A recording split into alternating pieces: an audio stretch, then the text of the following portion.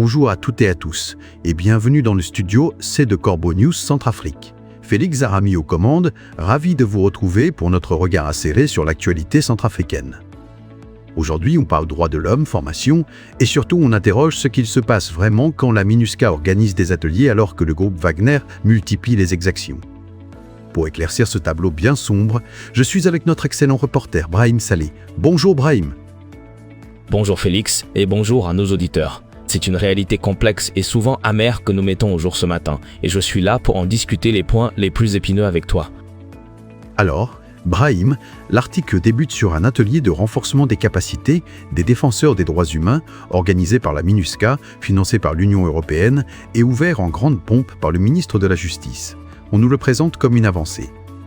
Mais tu sembles douter de l'efficacité, n'est-ce pas ? Absolument Félix. Cet atelier de 3 jours à la Caisse nationale de sécurité sociale à Bangui, bien qu'il soit ouvert avec le faste habituel, laisse une question centrale en suspens. Quel est le bénéfice réel pour les Centrafricains ? C'est bien de parler de protection des libertés, mais la réalité de terrain, elle, est bien différente. C'est tout à fait étonnant, Brahim.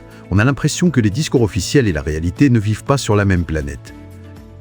Les millions sont dépensés pour ces formations, mais qu'est-ce que ça change pour les populations qui subissent les crimes du groupe Wagner ou même de certains soldats gouvernementaux ? Précisément, Félix, les discours officiels mettent l'accent sur la formation d'acteurs de la société civile pour rédiger des rapports et collaborer avec les mécanismes internationaux. Pourtant, depuis des années, la République centrafricaine voit défiler des dizaines d'ateliers, financés à coups de millions, sans que les massacres, les viols et les exactions commis par les groupes armés, les mercenaires de Wagner ou même certains militaires soient sérieusement consignés. Les crimes de masse persistent sans justice, les victimes sans espoir et les voix critiques sont réduites au silence. C'est une contradiction saisissante, Brahim. On enseigne à rédiger des rapports, mais sur le terrain, aucune investigation indépendante n'aboutit. Et quand il est question de pointer du doigt les mercenaires russes du groupe Wagner, le mutisme règne. Cette protection des défenseurs se limite à des paroles vides, pendant que les vrais défenseurs centrafricains sont intimidés, arrêtés ou menacés. C'est ça, la société respectueuse des droits fondamentaux, dont nous parle le dictateur Faustin Archange Touadéra. Hélas, Félix, c'est ce qui ressort. Le ministre de la Justice a bien affirmé que la République centrafricaine construit une société respectueuse des droits fondamentaux grâce à l'aide internationale. Mais dans les villages de l'Ouam, du Hombomu, de la Vakaga, de la Haute-Koto ou de la Ouaka, personne ne voit ces droits devenir réalité. Les déplacés meurent de faim, les femmes sont violentées en toute impunité et les populations sont extorquées chaque jour au barrage. La grande machine des droits de l'homme semble davantage servir à embellir les rapports de Bangui qu'à réellement protéger les victimes sur le terrain. Et ces financements, Brahim, de l'Union européenne, le soutien logistique de la MINUSCA qui permettent de multiplier ces séminaires, qui en tirent profit au final ? Les communautés qui souffrent vraiment, ou plutôt ceux qui justifient leur budget par ces ateliers sans lendemain, on a l'impression que c'est un cercle vicieux.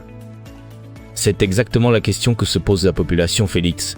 Qui bénéficie réellement de ces initiatives, les populations qui endurent les souffrances, ou bien les fonctionnaires, les consultants et les partenaires internationaux qui valident leur budget à travers des ateliers qui ne produisent pas d'effets durables. La vérité semble dure à entendre, mais elle est là. Les Centrafricains n'ont jamais vu le fruit de ces formations. Aucun massacre n'a été véritablement porté devant la justice internationale. Aucune condamnation n'a freiné la spirale des crimes. Le mot « droit de l'homme » est agité comme un slogan. Mais il ne change rien à la vie des paysans, des déplacés et des familles endeuillées. Une amère réalité, Brahim. En effet, Félix, pendant que les officiels posent pour la photo de clôture, les vraies victimes restent dans l'ombre.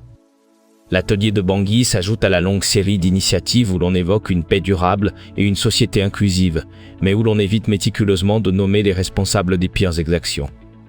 C'est une forme de communication institutionnelle qui déguise l'échec et entretient l'illusion d'un progrès, là où il n'y a que silence et abandon. C'est une analyse sans concession que tu nous offres là, Brahim. Un grand merci pour ton éclairage sur cette situation complexe et parfois désespérante. Merci à toi, Félix. Ce texte a été rédigé par la rédaction de Corbeau News Centrafrique. Chers auditeurs, n'oubliez pas que vous pouvez nous joindre via WhatsApp au plus 20 36 75 56 12 9 75 56 ou par téléphone au plus 75 56 soit 12 6 75 et au plus 36 75 56 75 56. Restez connectés à Corbeau News Centrafrique pour une information libre et indépendante. Très bonne journée à tous.